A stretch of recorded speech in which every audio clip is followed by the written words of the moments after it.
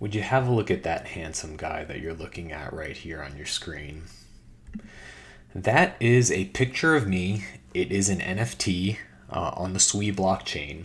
And I'm going to do this sort of unscripted introduction and explain a little bit why NFTs on Sui are different from NFTs on different blockchains and why Sui offers some exciting alternatives to how state is approached versus an EVM. So, without getting too technical, I'll try to explain this from a somewhat technical perspective, and then I'll do a tutorial to demonstrate all of this. But I want to explain things from a high level concept. This is an NFT, and this image of me exists entirely on the Sui blockchain. It isn't some pointer to an IPFS hash, as is usually the case on EVM. This image is what is called an object on the Sui blockchain. It has a corresponding Walrus Protocol object ID. Walrus Protocol is this thing that is entirely native to Sui that is analogous to IPFS. And it's just really cool. You can't really do this with a typical EVM. So that is very cool. And I started messing with Sui recently and got introduced to these objects that exist in a Move smart contract.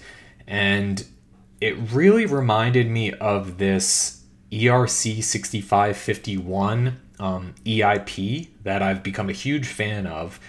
ERC6551, if you want to check it out, it's under review as an EIP right now.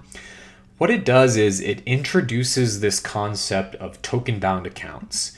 So on a typical EVM, you have natively two different types of accounts. You have your externally owned accounts, EOAs, which are, your key pair essentially. The keys derived from your mnemonic. It's what you use when you want to sign transactions. So your public key is, your address, and then you've got your private key that you use to sign transactions, which is derived from your mnemonic. That's your EOA. And then there are these contract accounts.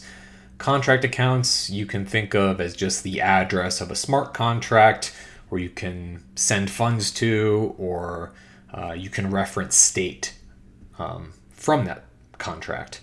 It has an address.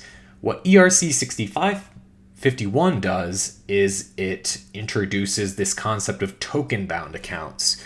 And basically, in the simplest terms of what that does is you can have an NFT which it itself has this 6551 account associated with it. So you can think, my NFT, my monkey NFT is so great because my monkey NFT holds 3 monkey NFTs and it's got, a boatload of Ethereum that it holds. My monkey NFT is rich. It's balling out of control. That's kind of like the TLDR on 6551. I've used it to build some pretty cool things. Maybe I'll demonstrate those in some future videos. But looking at Sui, Sui has accounts, very similar to the EOAs. It has packages, which are analogous to smart contracts. Packages can have these modules within them. But Sui has this thing that Ethereum doesn't have native, or the EVM doesn't have native, and it's these objects.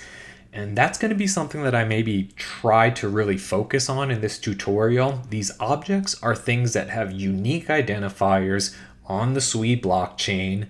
They have their own address by which they can be referenced, and they're just a completely unique thing to Sui. So as we revisit this NFT here, we're going to notice a lot of cool things, like just by built in, I can use this NFT as a wallet. I can send it Sui tokens. I can send it other NFTs, and I can build a lot of cool other things.